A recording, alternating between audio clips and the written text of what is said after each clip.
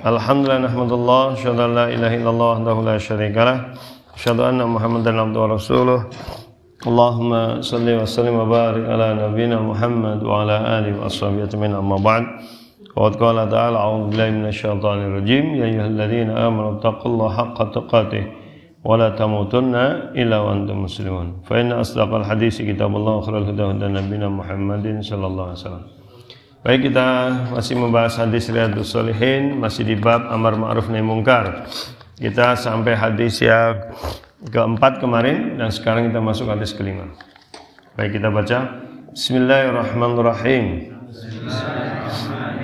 Al-khamisu an ummil mu'minina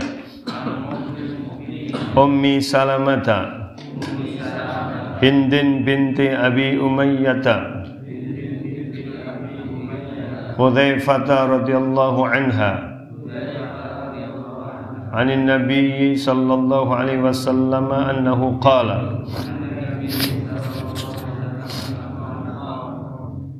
innahu yusta'malu alaikum umara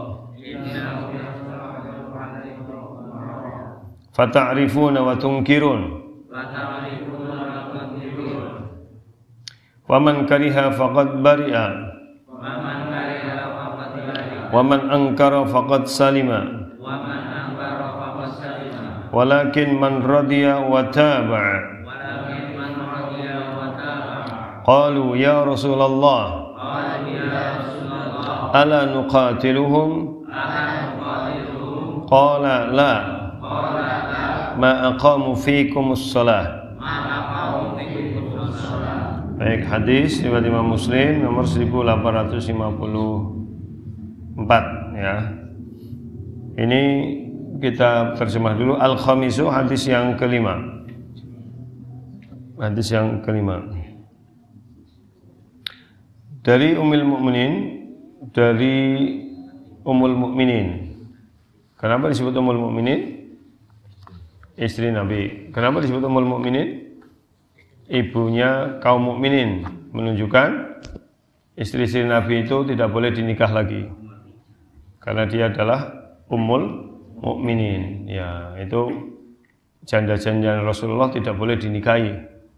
Itu ya. Jadi janda-janda Rasulullah tidak boleh dinikahi, makanya disebut Ummul Mukminin. Ya, kalau ibunya orang beriman ya otomatis anaknya enggak boleh menikahi ibunya. Nah, itu ya.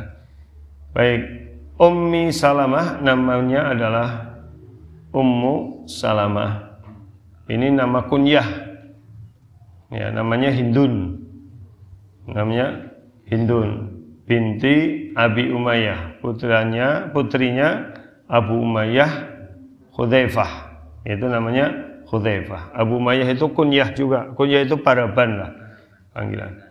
Semoga Allah meridainya. Anin Nabi, dari Nabi SAW, annahu qala, bahwasanya beliau SAW bersabda, innahu, sesungguhnya yusta'malu, dipekerjakan, alaikum, untuk kalian umara, ya, beberapa pemerintahan atau pejabat atau penguasa. Ya, maksudnya apabila ada penguasa atau dipekerjakan untukmu, ini menjadi isyarat bahwa pejabat pemerintahan itu adalah dipekerjakan. Ya, nah, kalau namanya dipekerjakan berarti yang mempekerjakan siapa? Rakyat. Gitu. Jadi mereka itu sebenarnya pekerja rakyat, itu bukan penguasa. Ini harus dipahami. Ya, mereka itu harusnya melayani rakyat, bukan mengerjai rakyat. Gitu ya, karena bahasanya yusta malu, diminta untuk bekerja. Jadi dipekerjakanlah gitu. Beda kalau penguasa kayak raja gitu.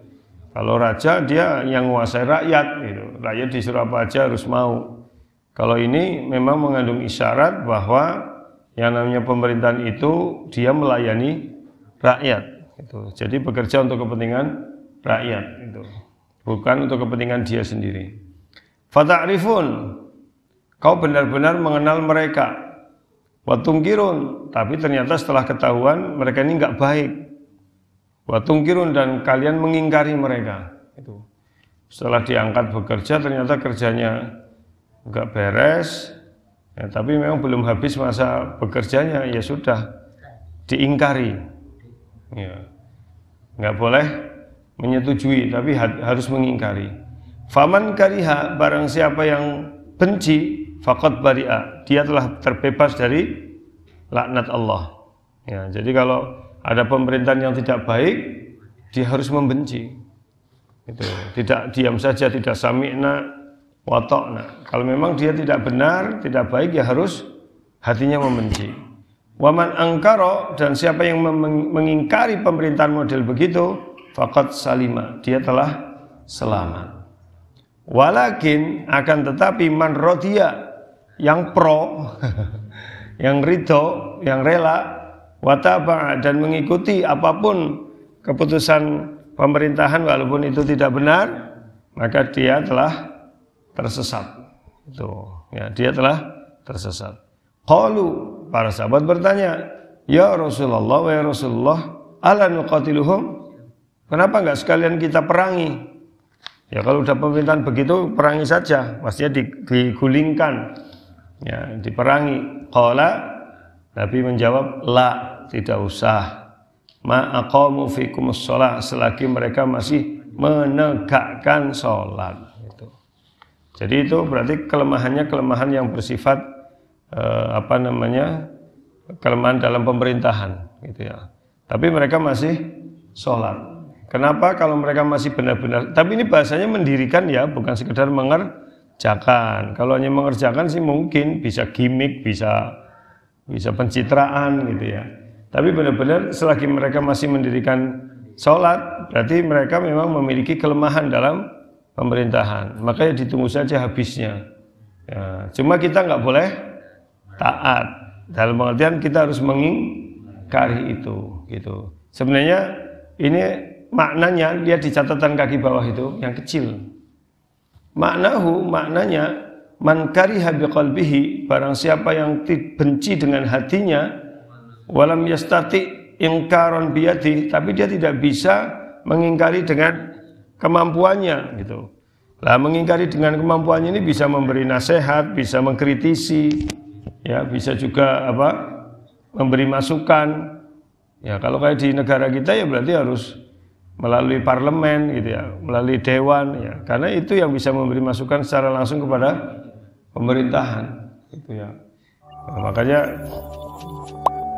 makanya nih, jadi kalau kondisi negara kita seperti ini, ya memang mau nggak mau harus ada yang kaum muslimin yang masuk dalam kepartean.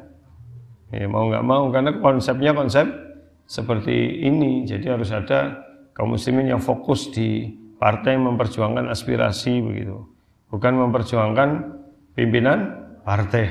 Salah. Yang seperti sekarang ini, gitu ya. Itu kan pengakuan dari mereka. Wala bilisan, dan dia tidak punya kemampuan dengan lisan, gitu. Jadi ini walaupun hadisnya seperti ini, tapi sebenarnya tersirat makna karena di sini dijelaskan oleh Syekh Muhammad Shalih di Muhammad Nawawi itu, kalau memang pemerintahnya nggak benar, ya harus dinasihati dengan kekuasaan, dengan kemampuan. Kalau nggak bisa, ya itu dengan lisan, minimal mendoakannya. Kalau tidak bisa, ya benci dengan keputusannya, tidak menyukai, tidak ridho. Faqad bari'a minal ismi, kalau dia sudah melakukan itu, dia telah terbebas dari dosa. Wa adda wadhifatahu, dia sudah melaksanakan tugasnya. Itu tugas kita adalah memberi masukan pada pemerintah, memberi kritikan, itu termasuk meluruskan semampu yang kita bisa, gitu. Nah, ini yang jadi masalah. Memang ada khilafiyah masalah demo.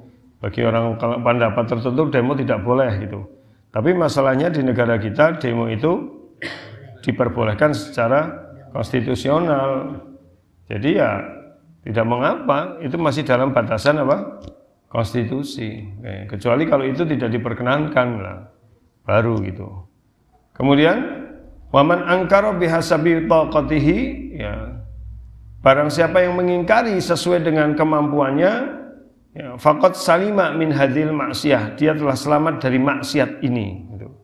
Jadi ternyata setuju dengan pemerintahan yang zalim itu adalah kemaksiatan. Gitu. Jadi minimal hatinya benci, tidak mengikuti, itu ya. Wa man radiya bi fi'lihim, barang siapa rela dengan perbuatan pemerintahan yang zalim itu, wa taba'ahum, dan tetap mengikuti mereka, fa huwal 'asi, itu namanya maksiat. Nah, saya kira sudah jelas di sini bahwa minimal kita mengingkari atau tidak setuju dengan keputusan-keputusan yang bersifat zalim secara agama. Ya. Baik, hadis berikutnya. As-sadisu, ya. An ummil mu'minin, ummil hakami, Zainab binti Jahshin radhiyallahu anha, anna an-nabiyya sallallahu alaihi wasallam dakhala 'alaiha fazi'an yaqulu la ilaha illallah wailun lil arab min syarrin qad iqtaraba futihal yawma min radmi ya'juj wa ma'juj mithlu hadhihi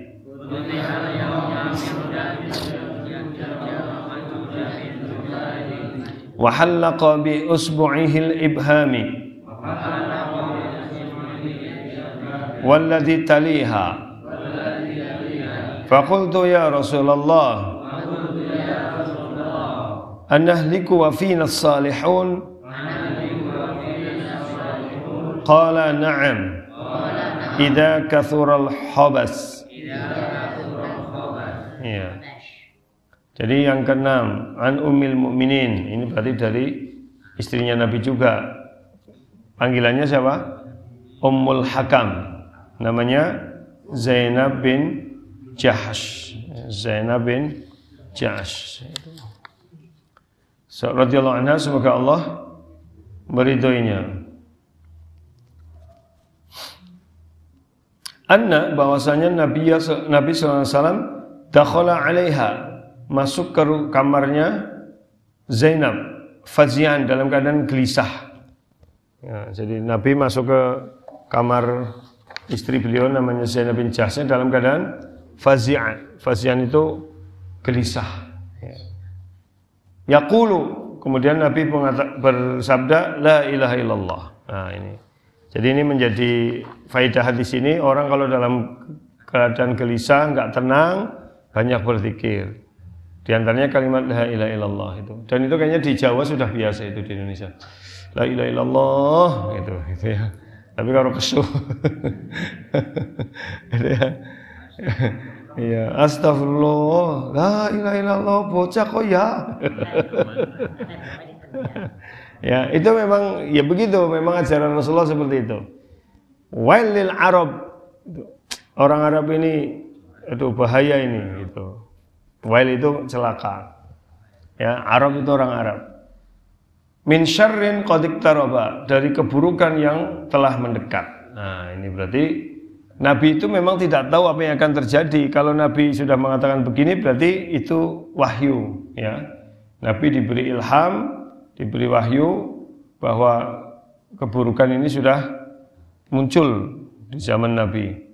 Ya, ini menjadi tanda bahwa memang sudah mendekati akhir zaman, sudah masuk akhir zaman. Para ulama sudah sepakat diutusnya Nabi Muhammad itu sebagai salah satu tanda akhir zaman. Maka akan banyak fitnah.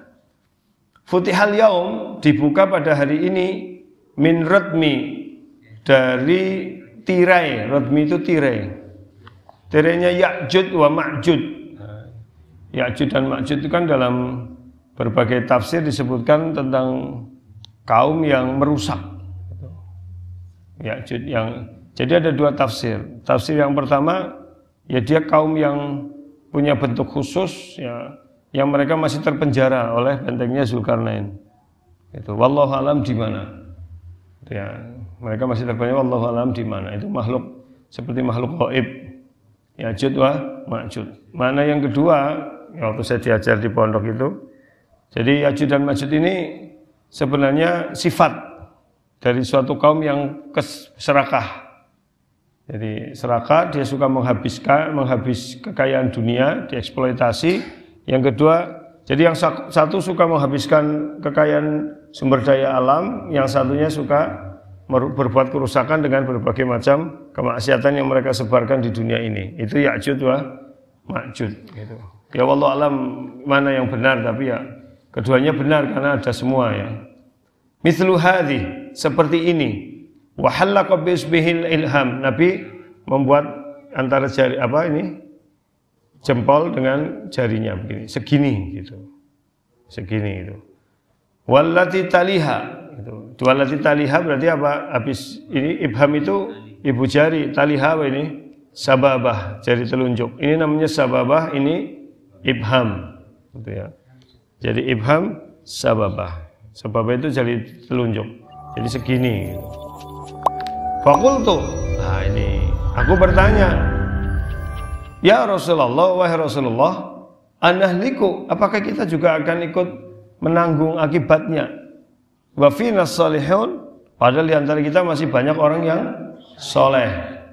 Qala, maka Nabi bersabda, na'am, iya, idza kathural khabas, jika banyaknya kemaksiatan.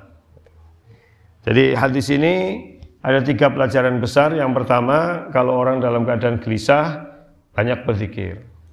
Ya, dan ini sudah budaya kita. Cuma nadanya tidak usah dikeras-kerasin.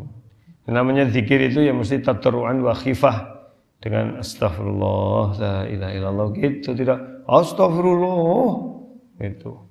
Kadang-kadang suka begitu. Itu namanya enggak zikir. Itu malah menyumpah dengan zikir. Itu.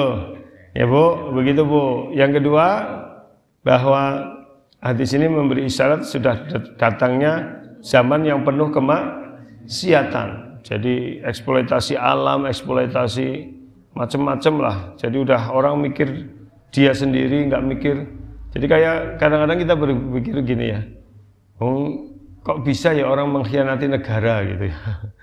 Ya kok dengan cara korupsi, dengan cara berarti kan hanya untuk kepentingan sendiri. Nah sekarang kalau dia kaya pun, kalau negaranya ini kolaps, ya percuma dengan kekayaannya kan.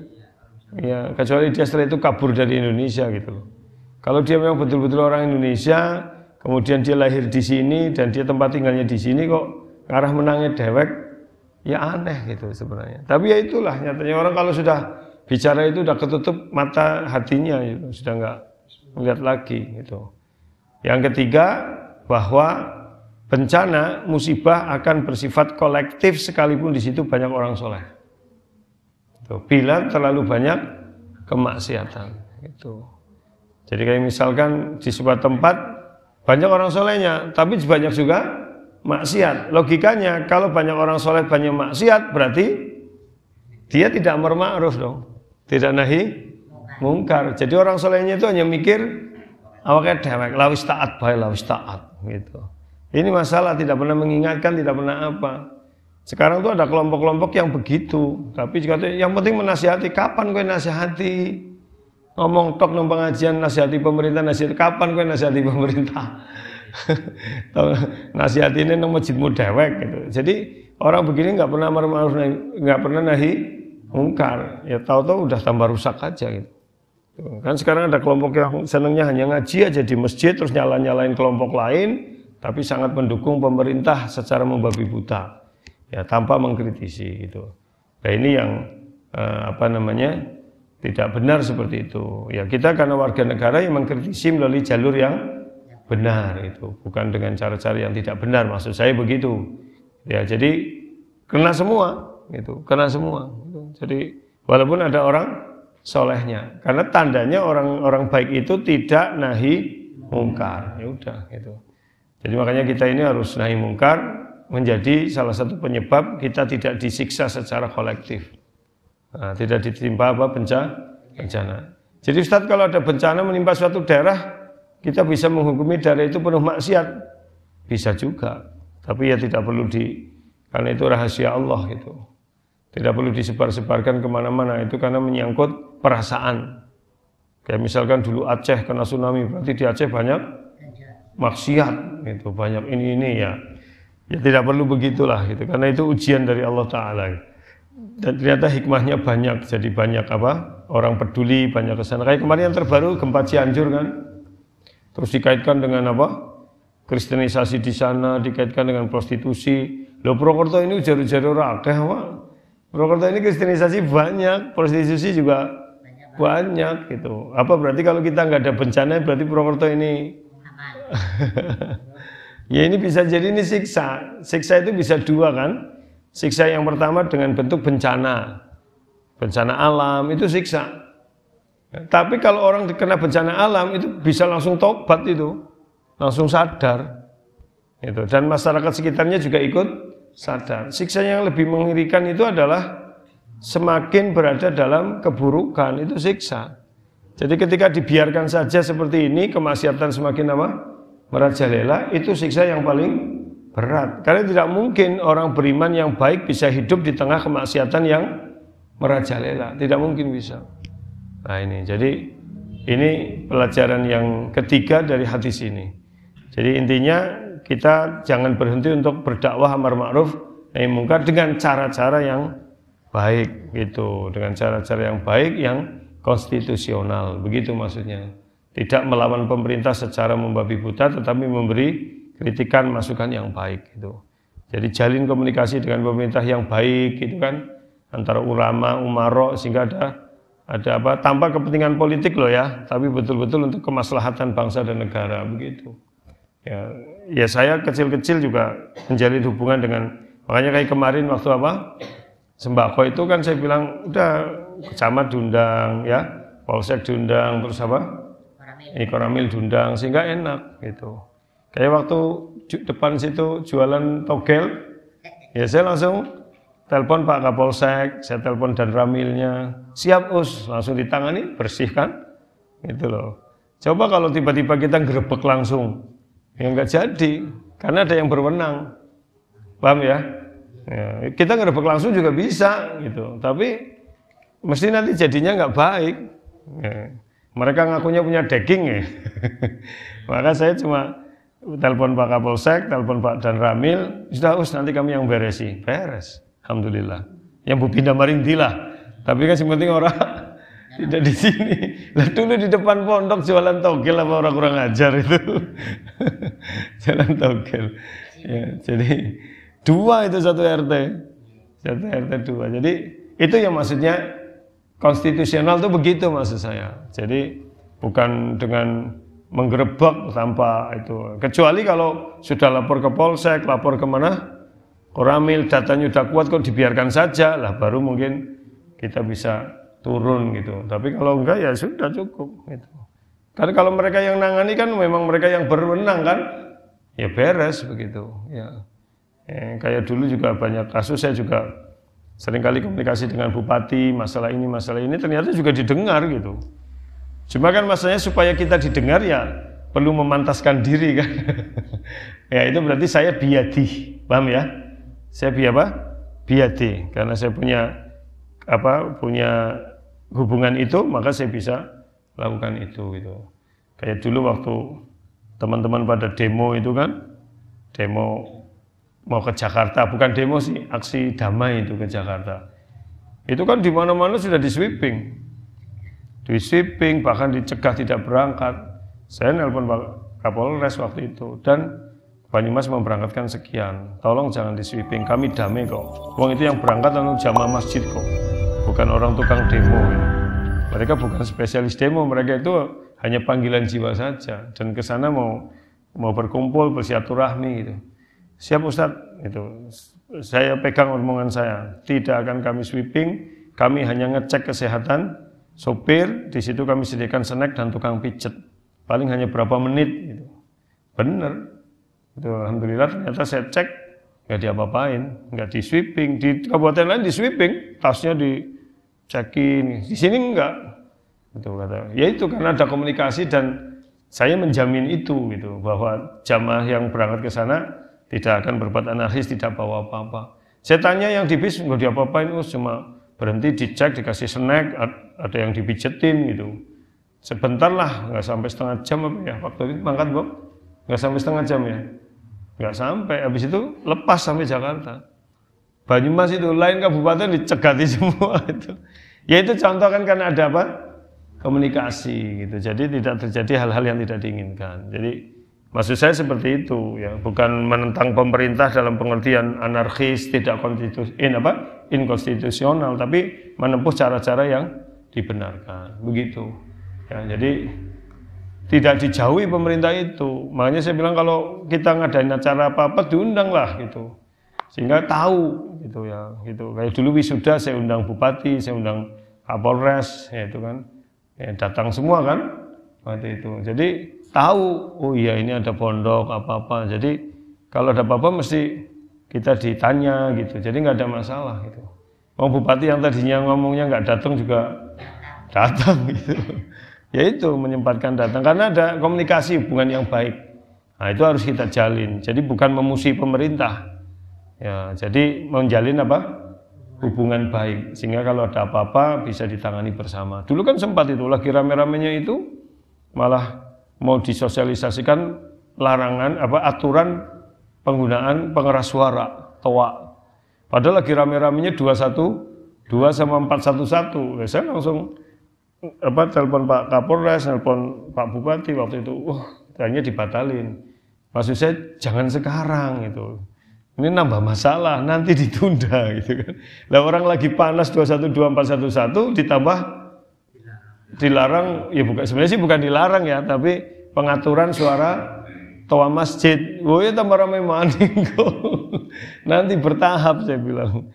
Ya kalau itu karena orang-orang yang pada aksi damai itu justru orang yang speaker masjidnya nggak keras-keras gitu. Nanti kalau itu disetel ya tambah lagi gitu. Kayak maksudnya malah nambah kelompok lain ikut marah gitu. Akhirnya siapa kami ditunda gitu. Dan sekarang sih udah disosialisasikan, tapi tetap baiklah gitu. Kan sekarang aturannya kalau sekian menit mau adzan baru boleh. Sekian menit setelah adzan boleh. Setelah itu nggak boleh pakai toa keras-keras itu. Baik, itu hadis yang keberapa? Ke-6. Sekarang hadis ke-7. Hadis ke-7.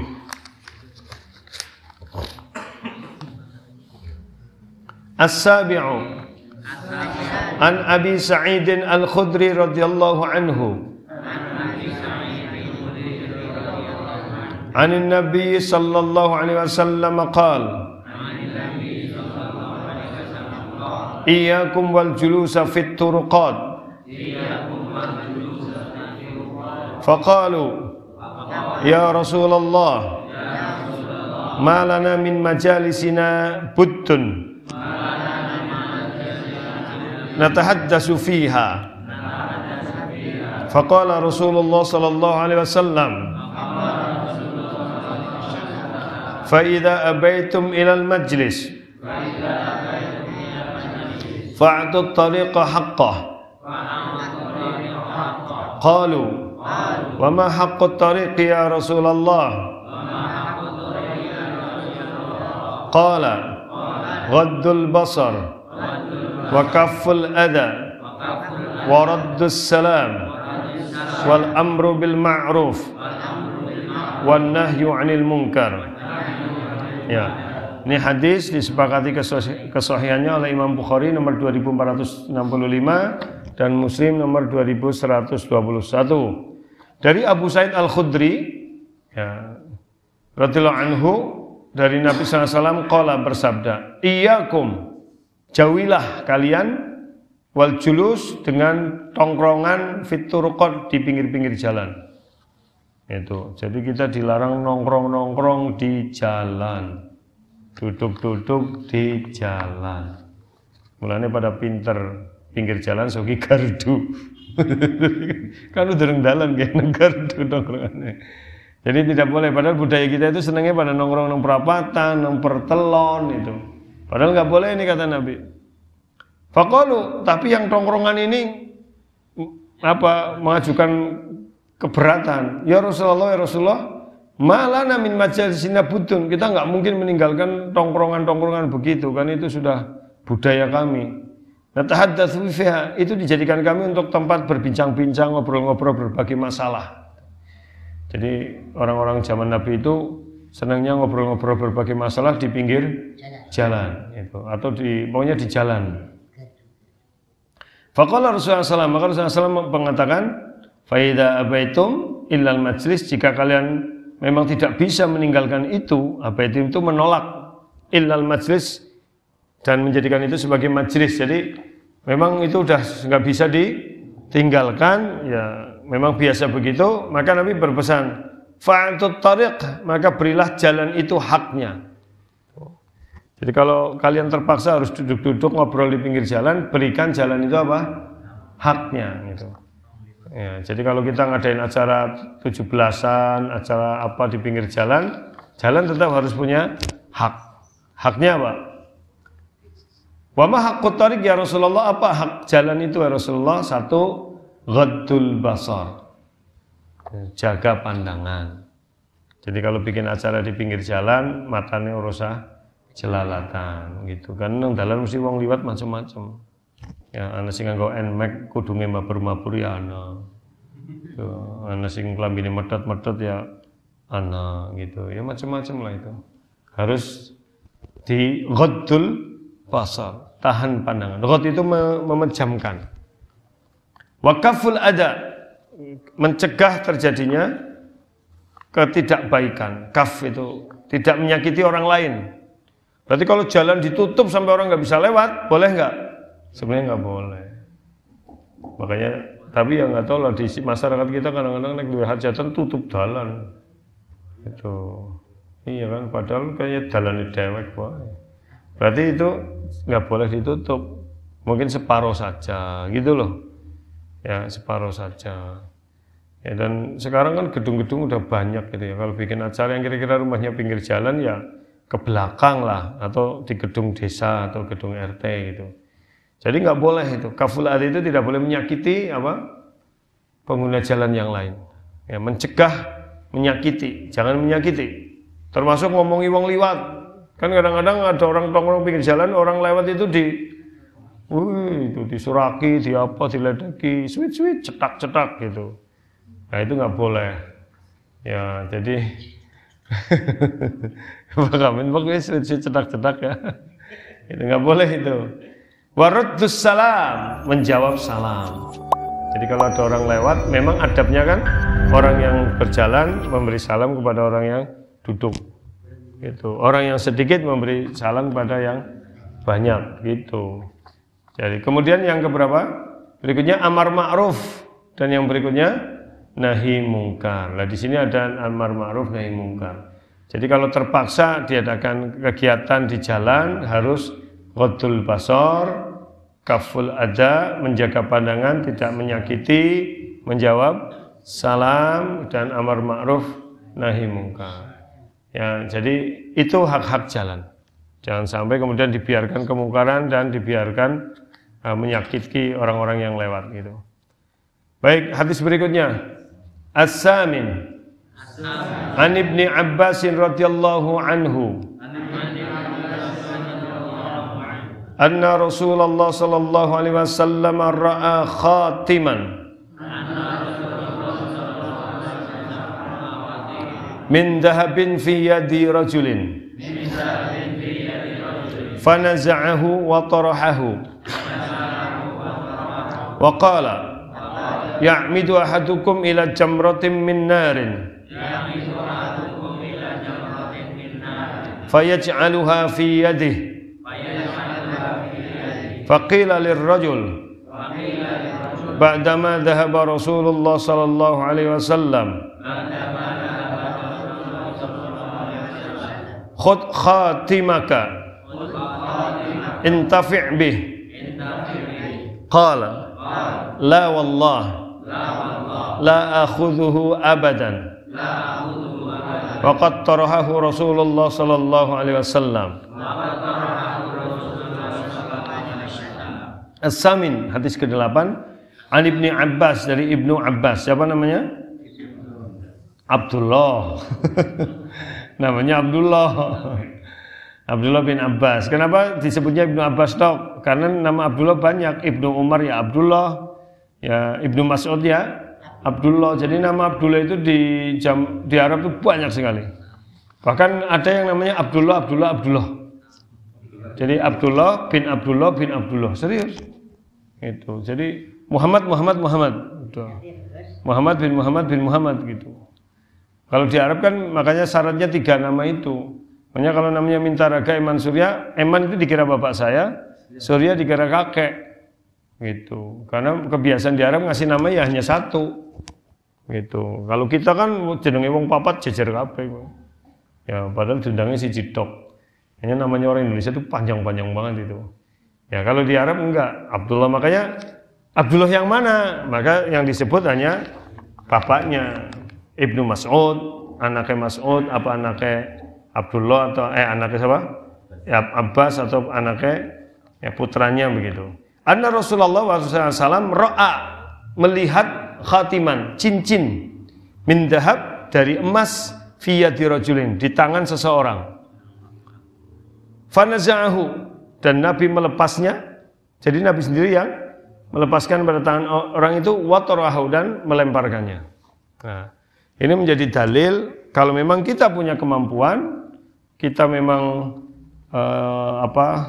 memang punya pengaruh, bisa langsung melakukan nahi mungkar secara langsung.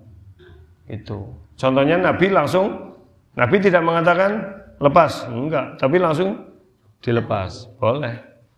Gitu. Jadi boleh kita langsung turun tangan. Memang kalau memang kita punya pengaruh, kita punya kemampuan itu gitu. Tapi bukan asal-asalan. Kan ini Nabi. Sementara ini sahabat. Ada sahabat yang pakai cincin emas, maka langsung dipegang, lepas gitu. Maka itu menjadi dalil seperti itu. Bahwa dalam amar ma'ruf nahi mungkar boleh secara langsung, tapi bila kita punya kemampuan dan punya pengaruh untuk itu. Gitu. Tapi kalau tidak, ya mungkin dengan lisan tok, tolong itu dilepas. Itu enggak baik. Nah, itu. Kalau kayak kita yang mungkin lebih baik itulah gitu. Kan kita bukan Rasulullah gitu. Ya kalau kita lebih baik dengan lisan gitu. Kecuali memang kita mampu. Misalkan ini kayak kemarin saya ngisi acara di sebuah tempat lah. Ya, itu dalam rangka milad sebuah lembaga. Ya. Enggak taunya ada tumpeng tuh. Kok tumpengan, saya bilang. Ya itu aja dikasih dari bank ini gitu. Saya bilang di kita nggak ada budaya seperti itu. Jadi saya nggak mau motong tumpeng. Nggak jadi langsung. Ya langsung ya udah doa saja. Habis tausiah doa sudah. Tumpengnya nggak. Tadinya mau dipotong diserahkan ke siapa. Saya bilang tumpeng itu budaya gini-gini saya jelasin.